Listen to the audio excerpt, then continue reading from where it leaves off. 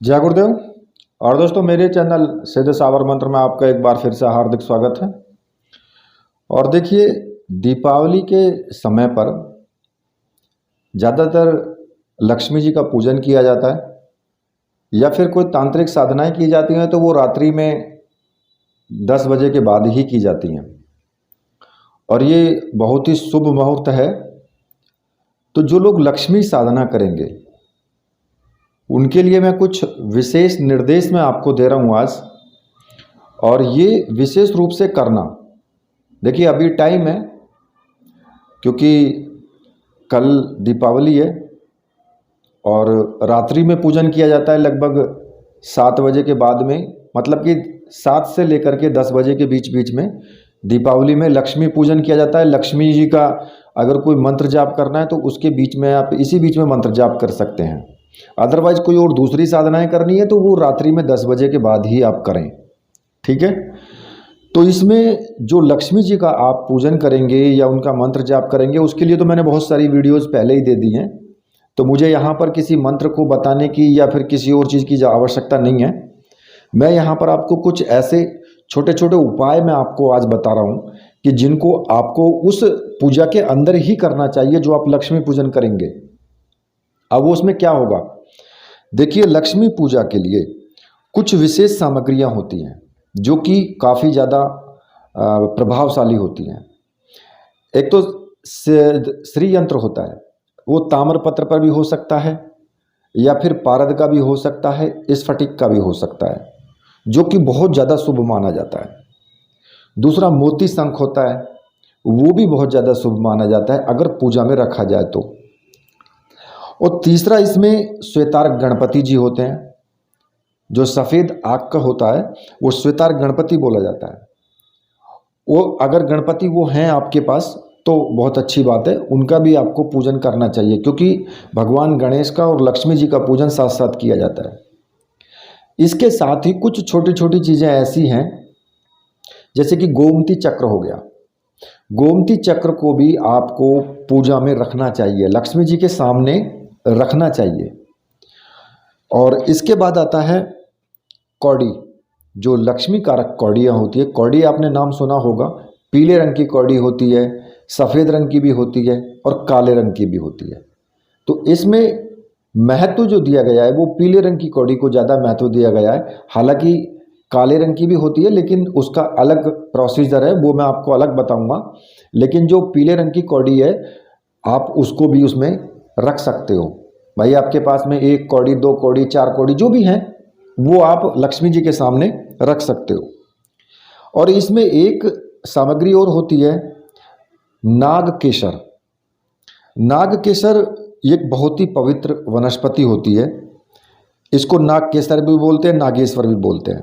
इसके जो दाने होते हैं ना वो काली मिर्च की तरह होते हैं, गोल, और दाने में भी पीछे हल्की छोटी सी एक डंडी सी लगी होती है, गेरुए रंग के होते हैं ये। हालांकि ये मिल जाती है, गुच्छों में होते हैं ये, छोटे छोटे गुच्छों के रूप में इसके फल होते हैं ये, और गेरू रंग के होते हैं, मतलब हल्का लाल लिए हुए। और ज़्यादातर इसका पेड़, नाग केसर का पेड़, लोग गमलों में भी लगाते हैं। और ये ऐसी सामग्रियां हैं कि ये आपको कहीं भी दुकान पर भी मिल जाएंगी, जो पूजा पाठ की दुकान होती है वहाँ पर आराम से मिल जाती हैं ये। तो इसको भी आप ज़रूर रखें। और इसके जो उपाय हैं वो मैं आपको बताऊंगा, अभी मैं आपको स्टार्टिंग कर रहा हूँ, ठीक है। दूसरा, हकीक। हकीक कई रंगों में मिलता है, काले रंग में भी मिलता है, पीले में भी मिलता है, लाल में भी मिलता है, सफ़ेद में भी मिलता है, काफ़ी रंग के होते हैं हकीक। हकीक के पत्थर भी पूजा में आपको रखने चाहिए क्योंकि ये भी लक्ष्मी जी को बहुत अत्यधिक प्रिय हैं और ये लक्ष्मी कारक ही होते हैं, ठीक है। तो ये हो गया हकीक पत्थर। अब इसके बाद अगर आप चाहते हैं कि भाई लक्ष्मी जी का श्रीफल, हल्दी आपको ज़रूर इसमें लेनी चाहिए क्योंकि पीले रंग की हल्दी होती है, तो हल्दी भी आपको इसमें ज़रूर रखनी चाहिए। अगर किसी के पास लक्ष्मी यंत्र है, अष्ट लक्ष्मी यंत्र है, तो वो तो यंत्र खैर ठीक है, वो भी होना चाहिए। तो मेरे कहने का मतलब ये था कि मैंने इसमें आपको कुछ चीज़ें ये बताई हैं। अब इनका आपको प्रयोग कैसे करना है। एक तो ये होता है कि आपने पूजन में रख दी, ठीक है, और लक्ष्मी जी का पूजन किया, और मंत्र जाप किया, ये ऑटोमेटिक ही ये सब चीज़ें सिद्ध हो जाती हैं। सिर्फ आपको पूजा स्थान में लक्ष्मी जी के चरणों में इनको रख देना है बस, और आपको कुछ नहीं करना है।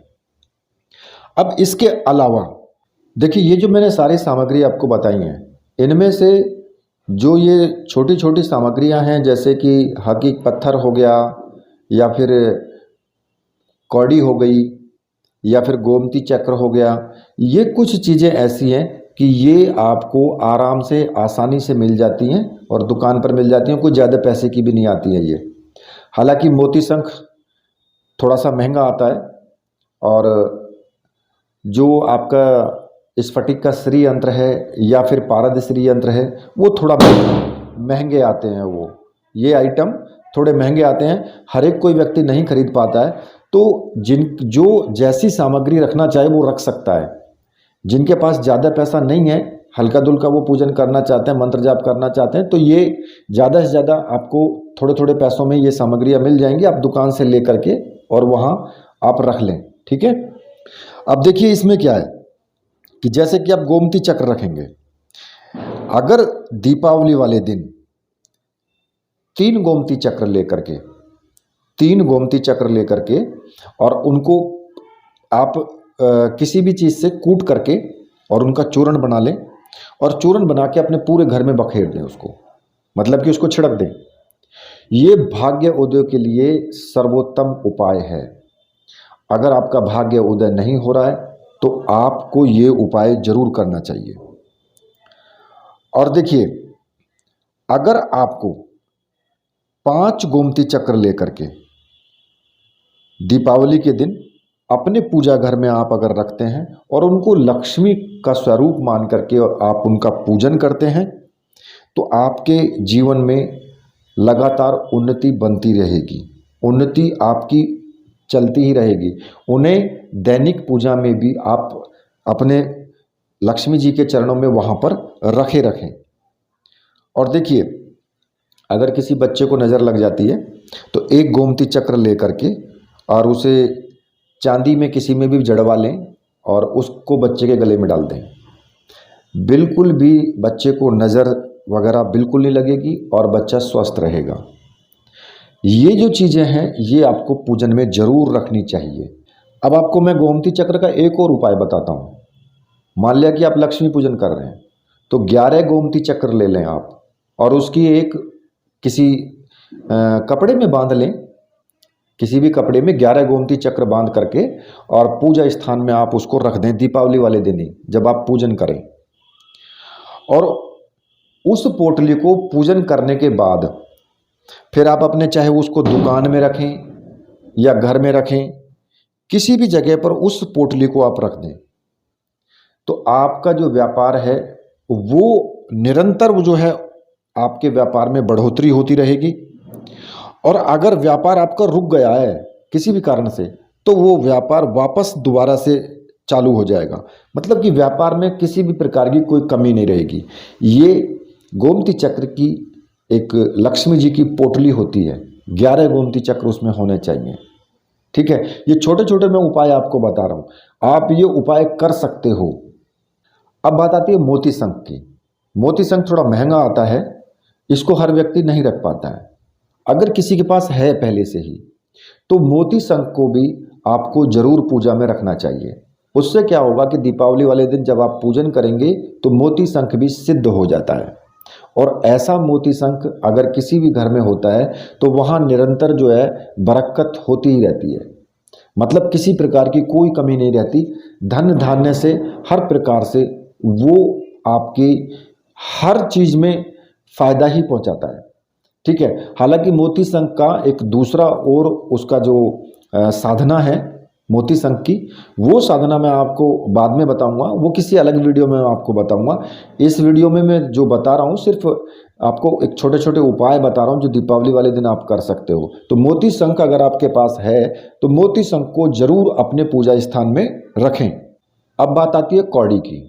देखिए, कौड़ी मैंने आपको बताई है कई रंगों में मिलती है, कई प्रकार की कौड़ियाँ होती हैं, लेकिन लक्ष्मी जी को जो प्रिय कौड़ी है वो है पीले रंग की कौड़ी, और ये बाजार में आराम से मिल जाती है। ठीक है। तो आप वहाँ से पीले रंग की कौड़ी ले लें और 5 कौड़ी लेकर के उनको पीले रंग की लेंगे तो आपको केसर से रंगने की आवश्यकता नहीं है, ठीक है। अगर सफ़ेद रंग की हो तो उनको हल्दी से या केसर से रंग लें और एक कपड़े में बांध करके और लक्ष्मी जी के सामने आपको रख देना है। इन सामग्रियों से क्या होता है कि लक्ष्मी जी ये सामग्रियाँ लक्ष्मी जी को आकर्षित करती हैं। लक्ष्मी जी का आकर्षण होता है जहाँ ये चीज़ें होती हैं, तो इसलिए इन वस्तुओं को इसलिए रखा जाता है। तो पीले रंग की जो कौड़ी है उसको आप पूजा स्थान में जरूर रखें, चाहे आप 2 कौड़ी रखें या 5 कौड़ी रखें, लेकिन मेरे विचार से 5-5 चीज़ें रखें तो अच्छा रहेगा। और कौड़ी का क्या होता है कि पहले भी टाइम में आपने देखा होगा कि कौड़ियाँ तो लोग पहना करते थे, कौड़ियों की माला पहना करते थे, लेकिन उन सभी तरीकों को लोग भूल गए हैं। आपने देखा होगा कि कुछ आदिवासी लोग होते हैं वो कौड़ियों की मालाएं पहनते हैं, कौड़ियाँ सर पे धारण करते हैं। वो किस लिए करते हैं? वो कृपा प्राप्ति के लिए करते हैं। इनमें बहुत बड़ा एक तांत्रिक गुण भी होता है ये, ठीक है। तो कौड़ी आप जरूर रखें। अब बात आती है नाग केसर की। देखिए, नाग केसर के बारे में मैंने आपको बताया है, आप थोड़ा सा नाग केसर जरूर रखें लक्ष्मी जी के चरणों में। और एक मैं आपको बताता हूँ तरीका, नाग केसर पोटली बनाई जाती है। दीपावली की रात्रि में ही उसी वक्त में ये पूजन किया जाता है। तो आपको क्या करना है कि किसी भी पीले रंग के कपड़े में एक तो थोड़ा सा नाग केसर रख लें, थोड़ी सी उसमें हल्दी रख लें। हल्दी गांठ वाली होनी चाहिए, जो साबुत हल्दी होती है वो, एक गांठ उसकी रख लें। और एक सुपारी, एक उसमें आप सिक्का रखें, ठीक है। अगर चांदी का है सिक्का आपके पास तो अच्छी बात है, एक चांदी का सिक्का रख लें। और एक तांबे का टुकड़ा रख सकते हैं, या कोई तांबे का सिक्का हो तो वो भी आप रख सकते हैं। और थोड़े से चावल, ये थोड़ी थोड़ी चीज़ें हैं, चुटकी भर भर, ज़्यादा नहीं। तो उस कपड़े में आपको बांध करके उस पोटली को बना लेना है। अब आपको क्या करना है कि जो उस पोटली को बना करके आप पूजा स्थान में रखें, और किसी भी लक्ष्मी मंत्र का, जिस लक्ष्मी मंत्र का भी आपको अच्छा लगता है कि भाई आप मुझे इस मंत्र का जाप करना है। कुछ लोग तो अष्टलक्ष्मी का जाप करेंगे, कुछ लोग महालक्ष्मी का जाप करेंगे, कोई श्रीम श्रीम का जाप करेगा, कोई कमल वासिन्य का जाप करेगा, ठीक है, या फिर कोई ओम श्रीम श्रायम नमः, कोई इसी मंत्र का जाप करेगा। तो मेरे कहने का मतलब ये है कि इस पोटली को बना करके जब आप पूजा स्थान में रखोगे तो ये आपकी पोटली सिद्ध पोटली हो जाएगी। और ये जो पोटली है, पूजन करने के बाद जब ये सिद्ध हो जाए तो इसको अपनी अलमारी में रख दें, इसको तिजोरी में रख दें आप अपनी में, और या अपने भंडार घर में रख दें। और ये जो है बहुत ही सुख समृद्धि के लिए है। ये बहुत ही जबरदस्त उपाय है। ये एक ऐसे उपाय हैं छोटे छोटे कि जिनमें आप बहुत ही ज़्यादा आपको लाभ प्राप्त होगा, और ये पूरा 1 साल चलेगा। जो मैं उपाय बता रहा हूँ पूरा 1 साल के बाद आपको क्या करना है, जो पुरानी सामग्री आपके पास रखी हुई है उस पूरी सामग्री को आप दीपावली से 1 दिन पहले, यानी धनतेरस वाले दिन, आप उसको विसर्जित कर दें पानी में, कहीं पर भी बहते पानी में आप उसको विसर्जित कर दें। और दीपावली के दिन फिर आप दोबारा से इसी प्रकार से साधना करके रख सकते हैं उसको, ठीक है। अब दूसरा एक चीज़ और बताता हूं मैं आपको, नाग केसर पर भी एक और प्रयोग किया जाता है दीपावली वाले दिन। आपको क्या करना है कि अगर आपको छोटे छोटे प्रयोग हैं ये, और ये कठिनाइयों से बाहर निकलने के प्रयोग हैं ये, एक छोटी सी आप डिब्बी ले लें। अगर चांदी की डिब्बी है तो ठीक है, अगर चांदी की नहीं है, क्योंकि देखो हर किसी के पास तो चांदी की डिब्बी नहीं मिल पाती है, ज़्यादा से ज़्यादा आप कोई प्लास्टिक की डिब्बी भी ले सकते हैं। कोई भी डिब्बी छोटी सी हो, ज़्यादा बड़ी की आवश्यकता नहीं है। उसमें आपको क्या करना है कि थोड़ा सा नाग केसर लें, मतलब ज़्यादा नहीं, 2 चुटकी ले लें, 2 चुटकी नाग केसर लें और उसमें शहद भर दें। नाग केसर के साथ में शहद भर दें और उसमें ढक्कन लगा दें ऊपर से। और उस जो आपने नाग केसर भर करके, शहद भर करके जो डब्बी तैयार की है, उसको भी आप पूजन में ही रख दें, वो भी आपकी सिद्ध हो जाएगी। जब आप मंत्र जाप करोगे, ये दीपावली की रात्रि में ही आपको करना है पूजन करते टाइम, उसी टाइम रख दें बस ये सामान आप। उसके बाद जो पूजन आपको करना है वो करो और मंत्र जाप करो बस, तो ये भी सिद्ध हो जाएगी। और इस डिब्बी को अपनी तिजोरी में, अपने गल्ले में, जहाँ भी मतलब कि आपका व्यापार है वहाँ उस गल्ले में भी आप रख सकते हैं, तिजोरी में भी आप रख सकते हैं। उसको फिर दीपावली वाली रात्रि में ही पूजन करने के बाद उठा करके और रख दें उसको। ये भी एक बहुत ही विशेष प्रयोग है ये। अब बात आती है हकीक पत्थर की। तो मैंने जैसा कि आपको बताया है कि हकीक पत्थर कई रंगों में मिलता है, उस रंग से मतलब नहीं है, किसी भी रंग का हो सब चलेगा। हकीक पत्थर जो हो वो लक्ष्मी जी का प्रतीक माना गया, बिल्कुल एकदम। यानी कि जिसके घर में दरिद्रता हो या लक्ष्मी की प्राप्ति नहीं होती हो, बहुत परेशान है, तो उसको क्या करना चाहिए कि दीपावली वाले दिन 21 हकीक पत्थर ले। अगर 21 ना ले पाए तो 5 हकीक पत्थर तो वो जरूर ले, और उनको लेकर के और उनको जमीन में गाड़ दे दीपावली के दिन ही। ठीक है। अब ये प्रयोग आप दिन में भी कर सकते हो, तो उसके घर में आर्थिक उन्नति होनी शुरू हो जाएगी। और दीपावली वाले दिन पूजन में भी आपको 5 हकीक पत्थर जरूर रखने चाहिए, क्योंकि लक्ष्मी जी का ही प्रतीक माना गया है हकीक पत्थर को। दूसरा, मैं इसका आपको एक उपाय और बताता हूं। अगर आपने 11 हकीक पत्थर लेकर के और शत्रु का नाम लेते हुए दीपावली वाले दिन अगर आपने कहीं पर भी जमीन में गाड़ दिए वो, तो उसी दिन से आपके जो शत्रु है उसका पतन शुरू हो जाएगा। ये छोटे छोटे उपाय हैं पर बहुत कारगर उपाय हैं ये। लेकिन मैं ये नहीं कहूँगा कि देखिए आपकी किसी से थोड़ी बहुत कहा सुनी हो गई और आपने उसके ऊपर तुरंत ये प्रयोग कर दिए, वो गलत है। जो वास्तव में ऐसा शत्रु है कि आपको जीने ही नहीं दे रहा है, वो आपको उसने बहुत परेशान कर रखा है, आप उससे दुखी हैं पूर्ण रूप से, उसके लिए आप ऐसा प्रयोग कर सकते हैं। लेकिन जल्दी से ऐसा प्रयोग ना करें। क्यों? क्योंकि इसके परिणाम भी गलत ही होते हैं। कोई भी आप गलत काम करेंगे तो गलत ही इसके परिणाम भी होते हैं। अब देखिए, मैं आपको एक प्रयोग और बताता हूं इसका, कि 21 हकीक पत्थर लेकर के और दीपावली वाले दिन अगर किसी के संतान नहीं है, पुत्र नहीं है, या पुत्र की उन्नति नहीं हो रही है, पुत्र तो है लेकिन उसकी उन्नति नहीं हो रही है, आगे नहीं बढ़ रहा है वो, या किसी के संतान ही नहीं है, तो 21 हकीक पत्थर लेकर के आप पूजा में रख दें। और जो मैं आपको मंत्र बता रहा हूं उस मंत्र का आपको जाप करना है। ओम श्रीम पुत्राय महालक्ष्म्याय नमः। छोटा सा मंत्र है, ओम श्रीम पुत्राय महालक्ष्म्याय नमः। इस मंत्र का जाप करें आप, और इस मंत्र का जाप करके और इनको कहीं भी बाहर फेंक दें, तो आपके अगर पुत्र नहीं है तो आपको जरूर पुत्र की प्राप्ति होगी, ईश्वर जरूर आपकी सुनेगा। और अगर पुत्र की उन्नति नहीं हो रही है तो पुत्र की उन्नति भी होना शुरू हो जाएगी।